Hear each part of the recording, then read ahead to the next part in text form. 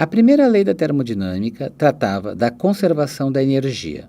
Agora, trataremos do sentido espontâneo dos processos. Começamos examinando um cubo que está em uma temperatura superior à do seu entorno.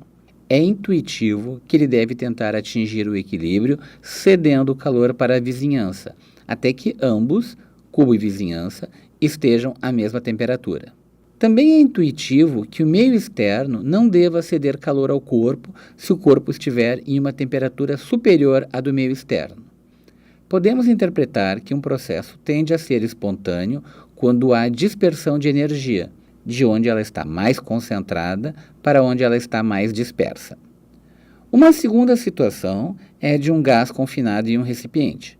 Se houver a abertura desse recipiente para um outro vaso onde não há esse gás, ele espontaneamente vai se distribuir entre os dois recipientes, ou seja, há uma dispersão de matéria.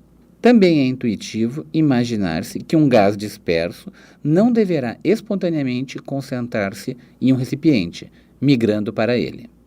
Podemos então definir uma grandeza chamada entropia, relacionada à desordem de um sistema. Quanto mais desorganizado o sistema estiver, maior será a sua entropia.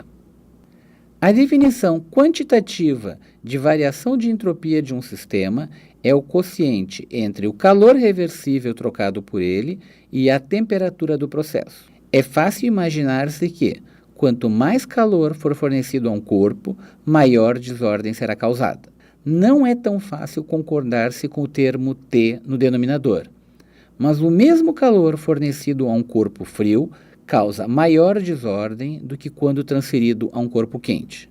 Se o processo não for isotérmico, será preciso dividi-lo em infinitos subprocessos isotérmicos, calcular-se o quociente Q reversível sobre T para cada um deles e integrar-se este conjunto. Quem não estiver familiarizado com o cálculo integral deverá retornar a este tópico mais tarde, aceitando-o por enquanto. Como o calor infinitesimal em cada subprocesso é o produto da capacidade calorífica pela variação infinitesimal de temperatura, tem-se que cada variação infinitesimal de entropia do sistema é o quociente entre o produto da capacidade calorífica pela variação infinitesimal da temperatura e a própria temperatura. Para ter-se a variação de entropia total associada a um processo, toma-se a integral dessa última expressão entre as temperaturas inicial e final, resultando em C logaritmo de T2 sobre T1, se a capacidade calorífica for um valor invariável entre as duas temperaturas. Vamos agora calcular a variação de entropia que sofre um sistema ao submetê-lo a determinadas transformações. Comecemos por uma expansão isotérmica de um gás ideal. Sendo isotérmica, ΔT é igual a zero, e então ΔU também é igual a zero. Aplicando-se a primeira lei da termodinâmica, temos que o calor e o trabalho têm valores iguais com sinal contrário. Como foi definido que a variação de entropia do sistema é o quociente entre o calor reversível e a temperatura, basta encontrarmos a expressão para o trabalho reversível. Ora, esta foi achada anteriormente como sendo nRT logaritmo de P1 sobre P2, que pode ser igual a nRT logaritmo de V2 sobre V1. Então, a variação de entropia do sistema sendo igual a menos o trabalho reversível sobre T, substituindo-se, como dissemos, temos que a variação de entropia do sistema é dada por NR logaritmo de V2 sobre V1 ou NR logaritmo de P1 sobre P2. E se o processo ocorrer com mudança de volume e temperatura? Ora, não dissemos explicitamente antes, mas se a entropia de um sistema admite delta, significa que ela é uma função de estado. Assim, podemos imaginar o processo como ocorrendo em diversas etapas, cada uma com sua variação de entropia associada, e a variação de entropia do sistema será a soma de cada uma dessas variações de entropia. Tomemos como exemplo 1 mol de um gás monoatômico comprimido de 5 a 1 litro e aquecido de 20 a 25,2 graus Celsius. Se imaginarmos esse processo como ocorrendo através de uma compressão isotérmica seguida por um aquecimento isovolumétrico, podemos calcular a variação de entropia associada a cada um desses subprocessos, e a sua soma será igual à variação de entropia total do sistema. Para uma mudança de fase, é fácil calcular-se a variação de entropia.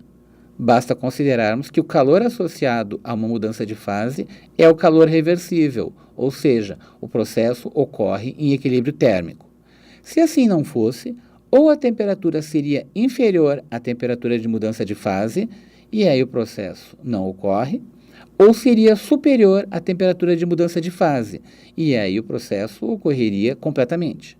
A mudança de fase de uma substância pura sendo, além de isotérmica, isobárica, a variação de entropia associada a ela é o quociente entre o calor reversível, ΔH, uma vez que o processo é realizado a pressão constante, e a temperatura de mudança de fase.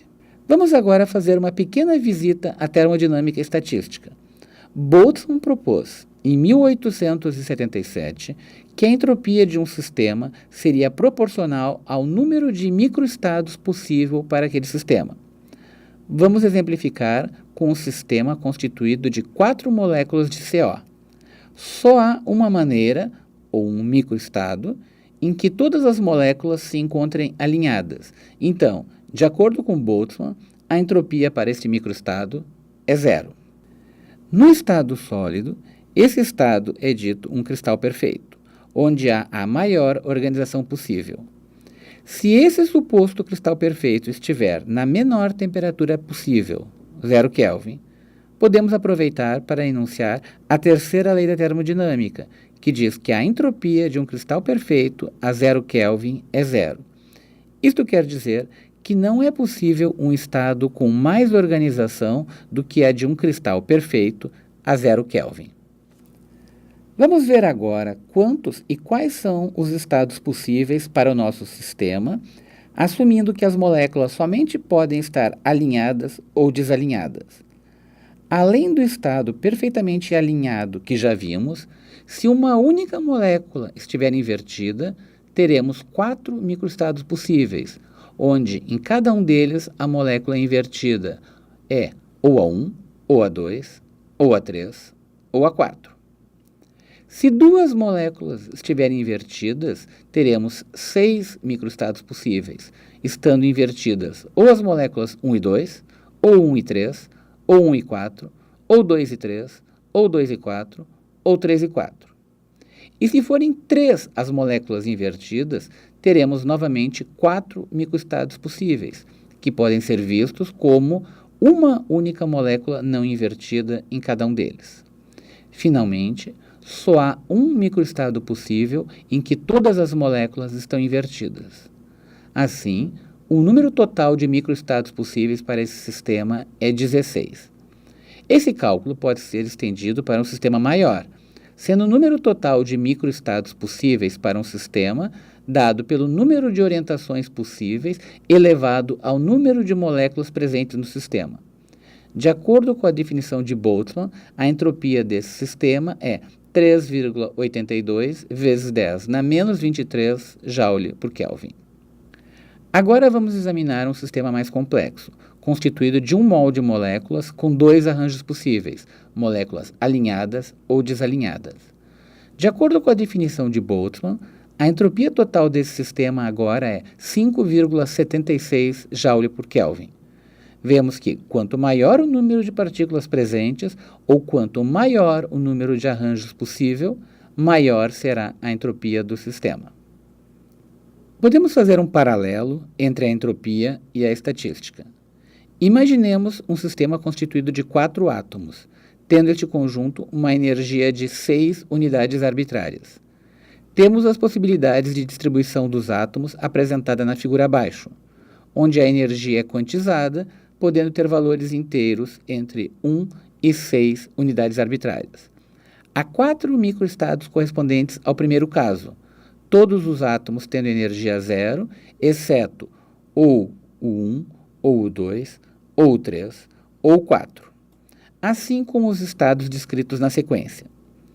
O número total de microestados possível para esse sistema é 84, e vê-se que, quando há maior dispersão, mais microestados são possíveis.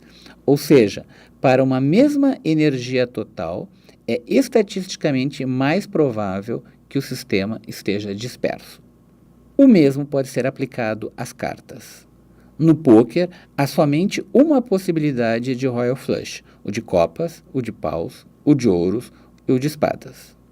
Em compensação, há 1.302.540 combinações equivalentes a nada. Qual é mais provável que você tenha na mão? A de maior ou a de menor entropia? Podemos agora calcular a entropia molar padrão absoluta de um determinado reagente. Se ele for um sólido, sabemos que sua entropia no zero absoluto é zero.